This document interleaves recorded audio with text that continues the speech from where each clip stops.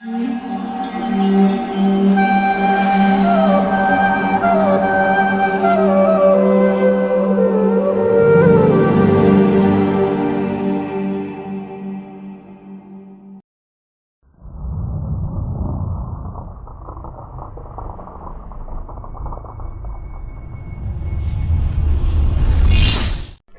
Krishna, welcome to our show Ask a Hare Krishna. Today we have Her Grace Ananga Gopi Mataji who will be answering our viewers' question. Ananga Gopi Mataji is a disciple of His Holiness Niranjana Swami Maharaj, who is a senior disciple of His Divine Grace A.C. Bhaktivedanta Swami Prabhupada, the founder of the International Society for Krishna Consciousness. She was born at Moscow, Russia. Under her spiritual master's instruction, she is presently serving at Iskcon Boston, USA. She also gives discourses on the philosophy of Srimad Bhagvatam and Srimad Bhagvad Gita there. Let us take our first question. I am Sarita from Goa. I am a night person. Generally, I do all my studies or work late at night. But people say to be really successful, you should be a morning person. May I know what is the significance behind getting up early in the morning? Why should one wake up early in the morning? This is a very relevant question for me too. I don't know what's relevant for you. It is said in the Holy Scriptures that if you wake up early in the morning, it's better to wake up at the Brahma Muhurta time or even before that. I believe it's 45 minutes before sunrise. And this time is the most beneficial for all spiritual activities, because when we wake up at that time, we are naturally in the mode of goodness. This time of the day is in the mode of goodness. And as we know, the three modes of material nature, they are goodness, passion and ignorance. And mode of goodness is pure and the most beneficial for practicing the spiritual life, because under the influence of this mode, we may see things as they are. So we are very receptive to get that spiritual knowledge. If you wake up late, say after sunrise and sun is already high in the sky, it's mode of passion start. When mode of passion starts, it's very difficult to engage in some spiritual activities just immediately, because our mind goes here and there and we think about all the things we have to do during the day. And we are distracted from our spiritual activities. And of course, if you wake up late, basically we all have to do something. We either work or like at some housework, or we're students. So, and usually at that time it starts. So whole day we are just engaged in all these activities and we have no time to do something for us in the sense of spirituality. Or if we do, still our mind is here and there on the things we have to do. It dwells there. What to speak of the mode of ignorance. In the mode of ignorance, we don't understand what is right and what is wrong. So, we should wake up early in the morning. Even if you want to practice that spiritual life really seriously, if you want to become really Krishna devotees soon, then Srila Prabhupada is explaining in his book that those who don't wake up early in the morning and don't follow the four regulative principles, which are no meat eating, no intoxication, no illicit sex, and no gambling. And if you are not chanting Hare Krishna Maha Mantra every day, prescribed quantity of rounds, and if you don't read books about Krishna, such as Srimad Bhagvatam and Bhagvad Gita, then Srila Prabhupada is saying such devotee will definitely fall down. Of course, we may be not on that level, but if you want to practice seriously, you should also take this into account. So this is basic schedule for us if we want to practice like really seriously. It's actually not so difficult, it just sounds so. Wake up early in the morning, chant Hare Krishna Maha Mantra to reestablish our loving relationship with Krishna, to ask him to give us some service. Read Srila Prabhupada books every day. Eat Krishna Prasadam. Of course, eat Krishna Prasadam. Everything we eat, we first should offer to God. Then we eat the remnants. Because this food, it purifies also our subtle body. And it nourishes us. And we are souls, we are not this body. So, it's also food it nourishes our physical body, and also it nourishes us soul. And then we will be alright. And also, just from my experience, when you wake up early in the morning, just some benefit, you are always in a good mood, and you can do much more things than if you wake up late. And basically just so nice. You wake up before sunrise, and then you see how sun is rising from that point of view. Hello, my name is Disha and I'm from Kolkata. My question is, Krishna devotee says that life's perfection is to love Krishna. But my doubt is, unless and until you see Krishna, how can you love Krishna? If you ask me, I suggest at first you just remember everything you know about Krishna, in the sense what he's doing for us here in this world. That everything we have actually is given to us by him. Like people who love us, people we love, Krishna sent them to us. Everything we have in this life, our house, our job, our family, our everything, our clothes, our food is provided by Krishna. This is indirect way when we learn to appreciate and why he is doing. Because sometimes we may think, okay, he has to do, because for some reason he created this place, this material world for us, he wants to enjoy us, and some reason is there. This is speculation. If we read books about Krishna, bona fide books, we will find out that actually he did create this material world for us. But not because he wanted to, but because we wanted to be him. Here we try to lord over the universe. We try to be little Krishnas here. And what he is doing, he's just our servant. He's serving us. You want that? Okay, you'll get it. You want that? Okay, you'll get it. He created all these laws of karma here. Because we are not Krishnas, we cannot do it, so he did it for us. That we can exist not in a chaos, but in some kind of organized world. Yeah. So this law of karma works for us. Yes, we want to get that, we do this, we get that. We do this, we don't get that. Something like that. So when we understand that actually we wanted to be here and we want to be Krishna, and still he's with us. He's all the time with us. When we leave this body, those people we love and those who loved us, they leave us. They want to go with us. Yes, they cry, they love us so much, but they have to stay and we go to some another body. And Krishna goes with us. Actually, he is in the heart of every living being, so it's us, soul, who is sitting there, and Krishna. And he's following us everywhere. He's waiting when we turn to him. Why? Because he loves us. So this is just theoretical thing, yes? Theoretical knowledge how he loves us. Why is he doing so? Because he loves us so much. He doesn't want that we go alone somewhere. So even in the most horrible pieces of life, in the most horrible conditions of life, because like even I was just thinking when I started practicing spiritual life, I was asking, and what Lord will forgive even those who murder, rape others and whatever. And I was told that if one sincerely repents, yes, this is in that fire of repentance, all karma is burned and Krishna accepts that pure soul. So for me it was difficult and still difficult to understand and to accept, but Krishna is like that. He's going with us even if we commit the worst crimes in the world.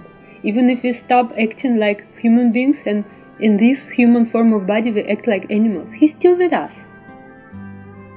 He goes with us and he's waiting, and he's actually trying to arrange every moment of our life for us something that we come back to him. Because in that eternal place where he eternally resides and where we're supposed to eternally reside, this is our eternal position, this is our original position, to be there and to serve him there. So this is just theoretical understanding how he loves us. But how to really feel that little bit or more, like in an intimate way, very close way, that Krishna loves us. For that, like say, if we want to talk to some person we don't know, but we already admire a lot, say some actor or businessman, and we get access to talk to him or her, like their phone number or their email, or just we can meet in person just for a few minutes and talk to them. If we say we know that they love us so much, because now we're talking about Krishna, that he loves us, we know that theoretically, but say we don't really believe he loves us, what we will be doing? We don't believe, but we wanted to see that person because we heard a lot that this person loves us, but still we don't believe, we don't trust. Yes, we will be a little bit official, yes, but we will follow some etiquette, we will try to talk to that person and just to know more about that person. This is one thing. And another thing, if we really believe that he loves us, we really trust that, we really believe that he loves us, that will be another thing. So that phone number or personal meeting or whatever, Skype, email, whatever you use here, this is Hare Krishna Mahamantra. And Hare Krishna Mahamantra, when we start chanting it, this can be very intimate, like when we really believe he loves us, and we didn't develop that relationship yet, still we believe, okay, he loves me. So now I'm like a little child, and what little child is doing when he's suffering or she's suffering? Calling his mother, yes, so we are crying, we are calling to Krishna, Hare Krishna, Krishna Krishna, Hare Hare, Hare Rama, Rama Rama, Hare Hare. Because we know, we believe, now we believe Krishna, but we are still little children. We don't know what are their relationship with him. So we call to him, please come, help me. Or like a little puppets, yes, sometimes. There is a fence and there is a hole, and one puppet is there. Yes, like calling his mother, woo, woo, Mama, come, save me. So Mama hears because he's calling. If I will not call, Mama will think, oh, where is my little doggy? Where is he? But will not find him, because he is not crying. Same with the child. If child will not be crying, mother maybe will be busy, or maybe she will fall asleep after so many sleepless nights, and she will not understand that her child is suffering. So we should really cry. This is when we already trust Krishna that he loves us. So when we don't trust, we can also chant Hare Krishna Mahamantra, but then we can just chant with the appreciation and with the desire to experience his love. Yes, when we can start reverentially, in that reverential mood, oh God, oh energy of God, please help me to understand my relationship with you, please engage me in your service. In this mood we can chant Hare Krishna Mahamantra then, in this case. And then eventually, because Hare Krishna mantra is out of this world. It sounds like our language, yes, whatever language it is, but it is out of this world. Hare Krishna Rama, these three words from Hare Krishna Mahamantra, they are names of God. And names of God, they are eternal and they are non-different from God.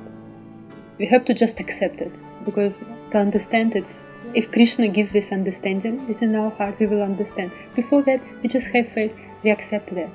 So when we start chanting that Mahamantra, either in that mood or in that mood, or like in your own mood, I just gave you two cases, I don't know which one is yours.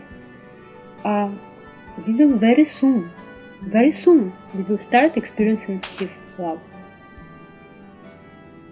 So there is a saying that the proof of the pudding is in pudding itself. So we have to taste.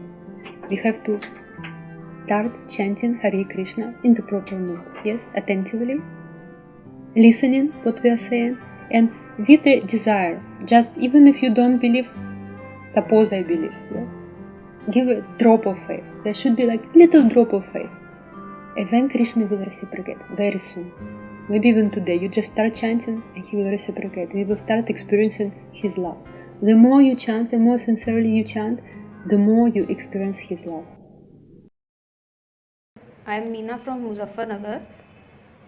I believe we need not make a show of our faith by going to temples or worshipping idols. You should simply keep and nurture your faith within yourself. There is no necessity for external idol worship, which is lifeless. So I would like to know, why do Hare Krishnas worship idols? Yeah, many times I heard that question. Because many people, they don't understand who are the deities. They come to the temple and think, look like big dolls or like idols, what's that? Also because in some spiritual traditions, it is prohibited to worship the idols, so people think that the image of God are idols. But it's actually not so. Hare Krishna devotees never worship any idols. They worship directly Supreme Personality of Godhead, Krishna. Deity is bona fide image of the Lord. It is written in the Holy Scriptures, and there are some substances which deities can be made of. I don't remember all of them, but I remember it's like stone, sand, marble, jewels. It can be also, I think, drawn picture, something like that. So they are all bona fide. And Krishna comes into that image. We do installation of the deities. And basically how Srila Prabhupada, our Acharya, founder Acharya of Iskcon, was doing, he said that simply Hare Krishna mantra kirtan is enough. But also we are doing some ceremonies like yagya and that to invite the deities to come in. Krishna is attracted by love. So when his devotees want to worship him in this form of his deity, and they are doing it in a bona fide way, how it is mentioned in the Shastras, he comes to that image. And what was marble before, it becomes Krishna directly. We cannot understand that. It is inconceivable for our material mind. But this is reality. So Hare Krishna devotees worship directly God in the temple. And you may also come to the temple and directly worship God there. You may offer him flowers, may bring some vegetarian food cooked with love for him, and some special new dish. And you can offer your prayers to him. You can dance for him, you can sing for him, you can compose a verse, some poetry, and bring it to him. You can do everything for him directly. And if you're so fortunate, you can become pujari, priest for these deities, and you can touch them directly. You can do abhishek. You can massage their bodies with the fragrant oils. You can put clothes on them. You can put them to rest. So many things. So Krishna is coming in that particular form as his deity, that we may engage our imperfect senses in direct service to him. Because when we read the Shastras, when we read the holy books, our mind is engaged. When we do something for Krishna, like cut vegetables, cook for him, we do some practical things, like with our hands and everything. Again, we are engaged. And here, when he is here in the form of the deities, all our senses are engaged. So our eyes are engaged. We look at him. Our sense of smell is engaged. We smell incenses offered to him. Our ears are engaged. Somebody is singing very sweet kirtan for the deities, and we either sing with them, in this case also our tongue is engaged, or we just listen to it and we repeat in our mouth. Mind is completely engaged, yes, because all the senses are engaged. Again, with our hands we do this service, we are cleaning the temple or whatever we are doing for him. Okay, all other senses, so you can imagine how you can engage all your senses in the service of the deity form of Krishna. So that's why Hare Krishnas worship not idols but directly God in their temples. Hello, my name is Pooja and I'm from Delhi. And my question is, in my life there are so many problems. I have seen so many hardships since my childhood. Nowadays I feel so overwhelmed that I'm losing inspirations. Please guide me how to have a positive attitude in life. Positive attitude, I guess, it means that everything that comes to your life, you accept with gratitude. And don't think that people are your enemies and that this is your bad luck, that it happened like that. So you just accept, okay, I'm getting it because I deserve it. And this is not my bad luck because I'm practicing Krishna Consciousness, I'm chanting Hare Krishna Maha Mantra. So nothing can be inauspicious if I'm sincere. Yes, if I'm sincere, everything that comes, it comes from Krishna, for my benefit. But for that I have to be sincere. Yeah. And all the people he sends to me, even if I think, why he sends so bad people to me, they hate me. I envy them. He sent them to teach me. They're my teachers. I'm saying this again theoretically, because this is also I'm learning right now. But it may help even theoretically, because in practice, when I fight with these people, I fight with them. But when I come home and I calm down and I understand this philosophy, and it fits perfectly, everything I read in Bhagavad Gita. So at least we can start like this. And also, we know, for the devotees of Krishna, our future is very bright. We are going back to Krishna.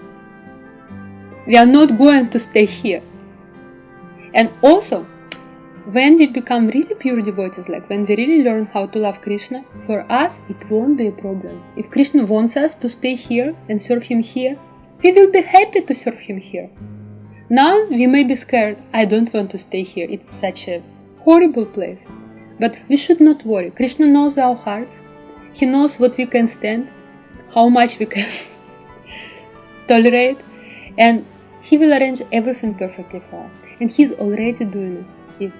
Everything what we have to do, we have to be same person sincere, and also if we want full result, we have to give ourselves fully. No need to give Krishna all your money, all your family, to give up your position if you're in high position. No, just give Krishna. Start. Okay, it depends what you want. So, if you want everything, just give up everything. In the sense, not that you give it up, okay, take all my clothes, yeah, but do it for Krishna. Do it for Krishna. And chant Hare Krishna Maha Mantra and pray to Krishna that he will reveal you what to do. So this brings us to the end of this show. If you wish to ask any spiritual questions, then kindly WhatsApp your question as audio or video clips to 9987060606, or you can also email us at askhktv@gmail.com. Your questions will be answered by our experts. Thank you very much. Hare Krishna.